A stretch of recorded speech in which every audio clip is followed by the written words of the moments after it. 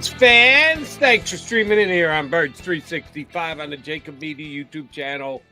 That's John McMullen right there. And I'm Jody McDonald. So you got your Mac guys here with you for the next 2 hours talking Philadelphia Eagle football. And John, shortly after, almost took me back to regular season days when the show would wrap up, and within the next 15, 20, 25 minutes, it'd be an Eagle announcement. They wait till right after our show wrapped up to go ahead and give you an announcement. And it wasn't an Eagle announcement. It was an announcement about a Philadelphia Eagle move, but not necessarily released by the Philadelphia Eagles. The only moves the teams can be making at this time is the signing of guys who were released before the season ended last year, and they can be inked to a reserve futures deal, which, if you check the history of not only the Philadelphia Eagles, but all NFL teams, star players very, very, very rarely come via a reserve futures deal. So it's kind of a lottery ticket situation. But they went out and signed themselves a running back, Johnny Mac. And if you're going to take one off another team, you might as well take one off a pretty good team, right? Yeah, why not? Take a shot. As you mentioned, lottery ticket, former third-round pick in 2022, so not that far long ago. Ty Davis Price, people might remember him from LSU, pretty high-level college player. Maybe got a little bit overdrafted, but it's one of those things. He's a big guy. He ran, I think, a 4.48. So you know how the NFL is; they get excited by that. So that pushes you up the board a little bit. But I like it. I like when the Eagles do this. I think they pay more attention to it. I talked about it before. They always like to say they try to win outside the margins. And I think this is another example of how they do it. Other teams this time of year, they're like, I'm not going to bother with that stuff. And you're right. I mean, I got a lot of people, these guys never turn into anything. Yeah, you're probably going to go 0 for 20, 0 for 21, 0 for 22, 0 for 20. And then you're going to break the slump and bang. And you got a player, and why not try? It's rarely I'm the glasses half full guy. So this is, I don't understand why people get upset and say, because I got a bunch of this on social media. Oh, these are nothing. These are, I mean, all right, you're probably right, but I don't know. I'd rather have a team that tries and says, you know what, this is, again, third round pick. Think about 2022 draft. This kid was a third round pick. Isaiah Pacheco was a 7th round pick. Opportunity means so much in the NFL. I'm not saying if he was in Kansas City, I think Pacheco deserves a lot of credit and all that kind of stuff for developing, and he's a part of that. But you need an opportunity, and he was in San Francisco, and guess what? They got a pretty good back, and there's not going to be much opportunity. So why not take a flyer and say the Eagles have an opportunity, because they don't have anybody coming back other than Kenny Gainwell right now. DeAndre Swift is scheduled to be unrestricted free agent. And, so was Boston Scott. Obviously, so was Rashad Penny. They don't have anything coming back, so they need to rebuild this backfield. Maybe he gets an opportunity, maybe shows something. More likely he doesn't if you're playing the odds. I'm not going to pretend that. But why not? And they did it twice, and they signed an offensive lineman yesterday as well, Darian Kennard, who was a 5th-round pick in that same draft, 2022. And, and by the way, Ty Davis Price got the highest futures contract this year, money-wise, which tells you the Eagles are going to give him a look. Same thing with Julian. By the way, he passed Julian Okwara, who the Eagles signed last week, to a pretty high-level futures deal that you rarely see. I like it, Jody. I don't see anything wrong with it. I think it's better to do this than to be other teams sitting on their hands right now. That's how I see it. Here's my take on it. And you're right. You're usually more a half empty guy than a half full guy. So it's good to see you be half full, Johnny Mac. Good on you. Here's the reason why I'm pretty much half full too. What's the downside?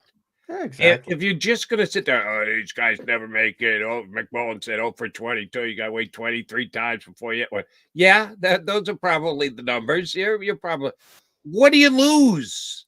You don't lose anything. Wow. The only one who takes a loss, and he seems perfectly okay with taking a loss, is going to be Jeff Lurie, because they're going to have to give this guy, if you've got the highest futures contract signed this offseason, there's some guaranteed money, there's some signing bonus money in there. And if he doesn't end up making the team, it's just a flush cost. Jeff Lurie can handle it. He can write that check. It's like, oh my God, we're gonna have to start a GoFundMe page for Jeff because they made a couple of bad football decisions there. And we're gonna talk today. We've got a couple of good guests coming up, Gil and BLG. We're gonna talk about the cap when we get Brandon Lee up here, free agency and like. We've gone over this umpteen times, and we'll go over umpteen more for the next year, 2 years, however long we're doing this, about how the cap works and top 51, and you have to have so many players, so many positions that fit it under the cap, which is probably going to go up. I'll give you that figure in just a bit. None of these guys are ever going to get into the top 51. Well, that's scary because I think, and I'll double check this when we hit the break. But their top 51 cutoff is going to be much lower than Okwara, and it's going to be by extension much lower than Davis Price. So I think when they hit March 13th, yeah, those two guys are going to count. They're going to be in the 51. Yeah, that's the kind of deal they got. Okay, and March 13th is a bit of a key deal because you got to be underneath at the time. But the most important date is September when the season starts. Yeah. Well, then you got to be under at 50, with your 53-man roster. But the off season, it's called the top 51 rule. Only the top 51 contracts you have to be under. You can have up to 90 people on the off-season roster. So you don't have to be under with all 90 people. You only have to be under with that top 51. And those guys are going to count. Which tells you that they think these guys are worth a real look. And because everybody's got future signings, people. Everybody, and most just re-sign their guys they had on the practice squad, and they're young guys, and they might pick up a guy and this and that, but they're really training camp fodder. And as I said, most likely that's what happens here. But what always, because Adam Thielen's a guy, Nick Sirianni brought him up. I got to cover him very early in his career. I mean, that guy came from Minnesota State. He didn't get invited to the combine. He had to go to a regional combine. He had to go to a rookie tryout camp. He made a rookie tryout camp. Then he had to go to training camp. He started on the practice squad. Then he slowly got better. Then he got on special teams, and everybody, what is this guy? Then he runs better routes than anybody in football, and all of a sudden he's a Pro Bowler. And Nick Sirianni brought it up. I asked him, rookie tryouts you don't have as much time. And I said, how do you evaluate these people? And he went on this convoluted answer, but that's the answer.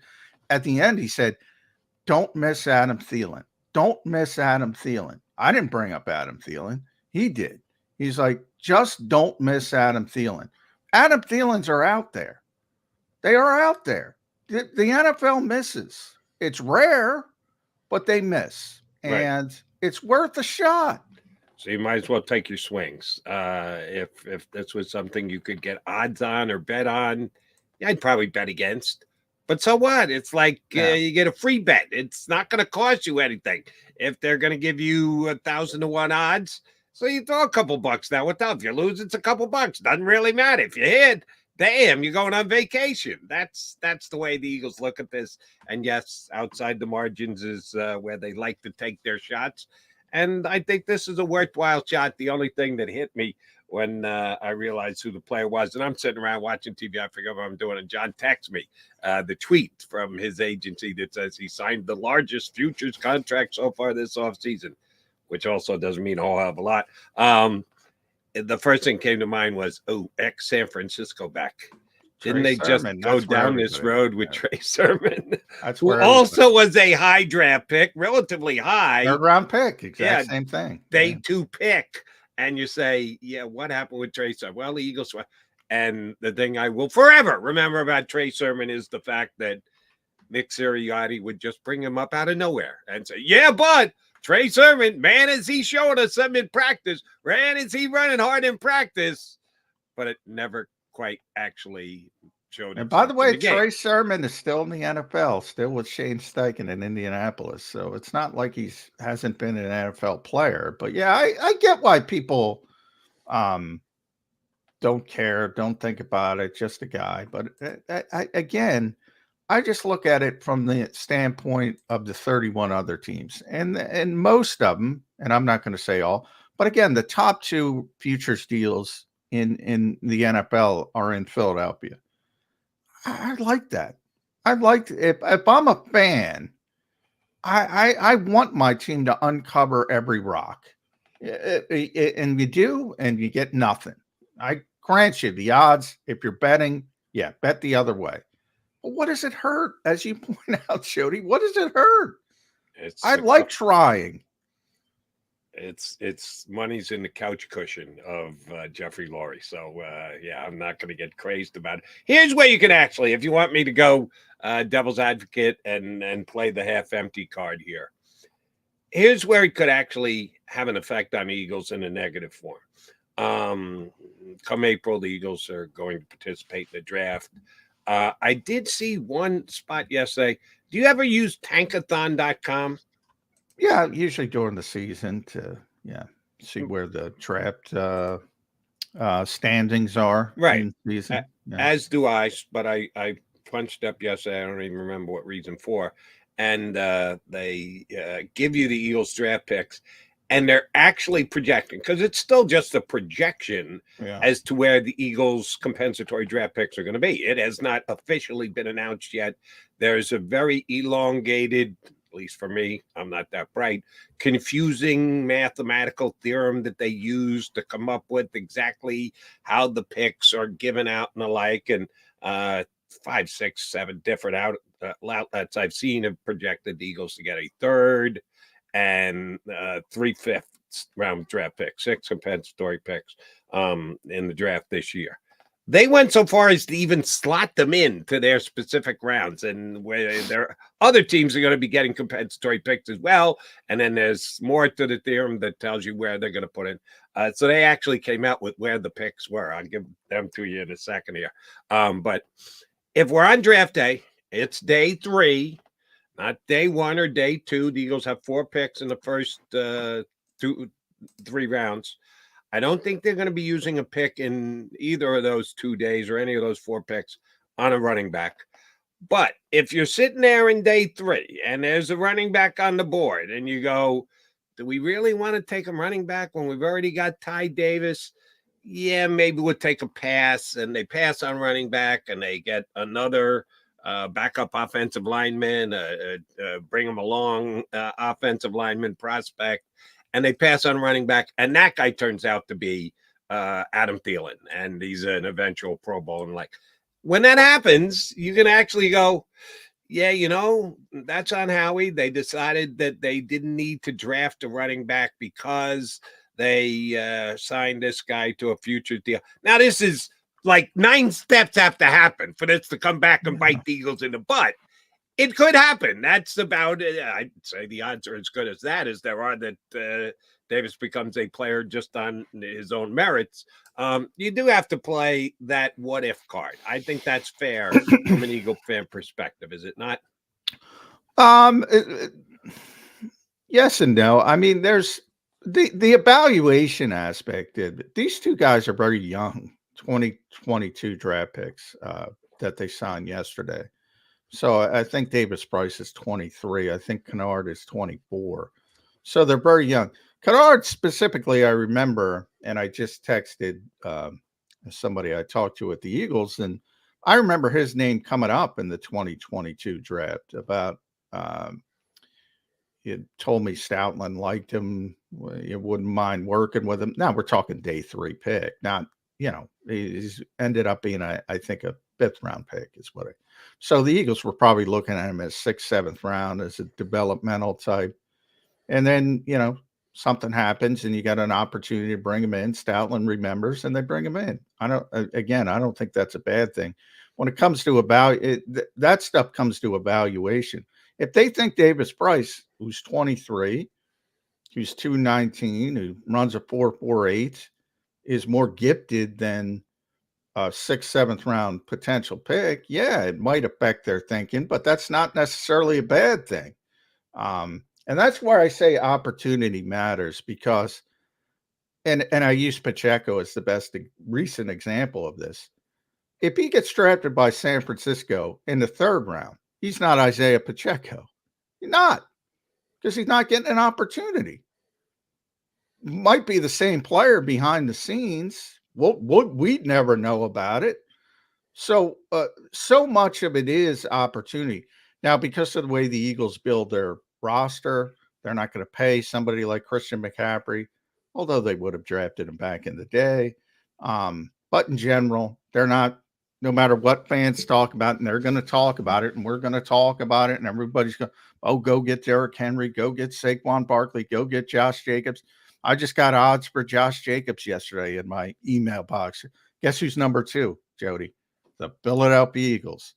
Well, I'm telling you, they're not getting Josh Jacobs. So they're not wavered about how they build their roster, and they're going to build their roster the way they build their roster. If you ask me who's going to be the Eagles' lead back next year, I still say TBD, to be determined. It's probably going to be a draft pick.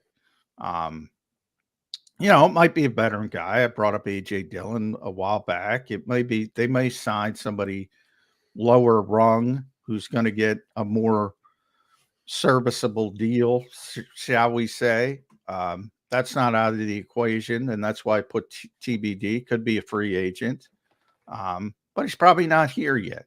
I don't think this changes. I don't think this changes that. Let me hold your feet to the fire. If the Eagles' number 1 back, who's ever going to get the most carries, and yeah, they even have a way of doing that. And if you think they're going to stick to it with Gainwell with sharing carries and not just having a lead back who gets 65% of the carries over the course of a year, and he's yet to arrive here, and you said most likely, I don't want to misquote you here, most likely a draft pick? Most likely. Okay. Here are the draft picks. Now, this again is a projection on the compensatory picks they're going to get. These are not locked in. It hasn't been officially announced by the league, but this is just someone doing the math for the theorem that they use to give out these compensatory picks. Eagles have the 22nd pick first. That's first round. 2 in the 2nd round, 50th and 53. A compensatory pick for Javon Harvey going to go into San Francisco at 97. So the compensatory picks are always at the end of the round. So that'd be the 97th pick overall. Then don't have a pick until the 5th round. So they got after the 3rd compensatory, then not another one until the 5th round. It's a pick that they got in a deal with Tampa Bay. Then they've got 2 more compensatory picks or 3 more compensatory picks in the 5th round, 170, 171, 178. The Tampa Bay pick is 160. So 22, 50, 53, 97, 160, 170, 171. We will put the other 2 later than that even aside, or if maybe I shouldn't, 178 and 189. I know this is completely unfair, but come on, Johnny Mac, you're a football genius. Where is that running back going to be grabbed? Which of those 8 picks is going to be used on a running back? It starts with the Eagles. It starts in the 2nd round. If they'll take a running back in the 2nd round. They already have. I mean, Miles Sanders, and it was successful, even though people can say what they want. So they're not going to take a running back in the 1st round. But from that point forward, if they think, if the valuation meets the spot, they'll take a running back, and they'll take a running back with that 3rd round pick. And they got plenty of opportunity to move around. You can now trade compensatory picks. Back in the day, you couldn't trade him. Howie can go up the board. He'll give up a 2026, pick. And some people, but that's how we got DeAndre Swift. He might trade for a back. I should have mentioned the trade market as well, a younger back. He's got plenty of ammunition this year to even if he wants to just go in the draft. And again, unlikely, but what you have in Philadelphia is what you had in Kansas City with Pacheco, opportunity. There's going to be an opportunity here. So it might be a 5th round pick. And you could say, well, that's unlikely. Yeah, it is unlikely. But Pacheco was a 7th round pick. And how many Super Bowl rings does he have? And he was a contributor. It's not like he's on the back and just skating through, and he's got a couple rings because he's not meaningful. He was pretty meaning. Eagles fans remember him. He was pretty meaningful then. Yeah, I don't even worry about it. They got plenty of ammunition in the draft this year. If now the problem is the draft is not loaded with what we think of as top tier. You know, last year it was Bijan. There's no Bijan Robinson in this draft, which doesn't matter anyway because the Eagles aren't taking a running back in the 1st round. So you have to evaluate correctly, and whether it's, I don't know, the kid from Michigan, Blake Corum, Trey Benson's a pretty good prospect. There's Bucky Irving, the big kid from Notre Dame. I forget his name. There's a bunch of sort of mid 3rd, 4th, 5th round picks that you'll be able, and because of the position too, a talented kid will get pushed down the board versus, you know, certain positions get pushed up the board. And running back's not one of them. I think you need to be careful how often you drop the Pacheco name because Howie may be listening, and I think that would motivate him to wait till the 7th round to make a pick. Oh, I can get Isaiah. If they get Isaiah Pacheco in the 7th round, I can get Isaiah Pacheco in the 7th round. So be careful. No, it won't, because the Chiefs didn't take Isaiah Pacheco to be the starting running back. He just got an opportunity because of injury. And he got an opportunity and he got a chance to play and he played well and they couldn't take him off the field. That's what the Eagles are going to say. We're going to take a guy in the 7th round and all we got is Ty Davis and Kenny Gainwell. So we're going to give that 7th round an opportunity. So we won't take a running back in rounds 1 through 6. We'll wait to the 7th because all you need is an opportunity. If that's what you took out of that, I apologize because I said it starts in the 2nd round. I just brought up Pacheco as an example of a talented kid who got an opportunity. That's it. Kansas City didn't plan on him being the starting running back. Nobody's going to take his kid in the 7th round. Howie Roseman isn't going to go, oh, I'm going to wait till the 7th round to take my starting running back for 2024. If that's what you got out of what I was saying, I apologize because that's not what I was saying. That's just my take. But what I will go on the record is, if the Eagles don't move, because you're right, there's always the possibility of trades, and Howie loves to wheel and deal and play money hall on draft day. So if you're going by track record, Howie is an aggressive trader on draft day. The Eagles, as of right now, and this again, just projection, are projected to pick 22, 50, 53, and 97, and then not again until 160. They will not be taking a running back with those 3 draft picks. They will not take a running back in the first 100 picks in the draft. They are at 97 as their 4th pick as of right now. I do not believe the Philadelphia Eagles will take a running back in the first 50. I'd be Miles Sanders at wager 53. Yeah, I understand that. This year, this team, this group, I don't think that with this quarterback who doesn't seem to like to throw the football to running backs out of the field. Now, I know we got a brand new offensive coordinator and a lot of things may change, but if you're looking at track records say Jalen doesn't use the running back out of the backfield very much, which kind of cuts into the value of the running back overall. I'll carry whatever action you want that the Eagles don't take a running back in the first 100 picks in the draft. How he can move up, he can move down, he can do whatever he wants. The Eagles won't take a running back in the first 100 picks. I feel pretty damn confident about that. We're going to have to wait till April to find out, but that's my take on the running backs for the Eagles this offseason. All right, we get the take of our buddy from down the shore. We're headed down to at 97.3 ESPN, The Bash. It is Mike Gill. He's up next here on Birds 365.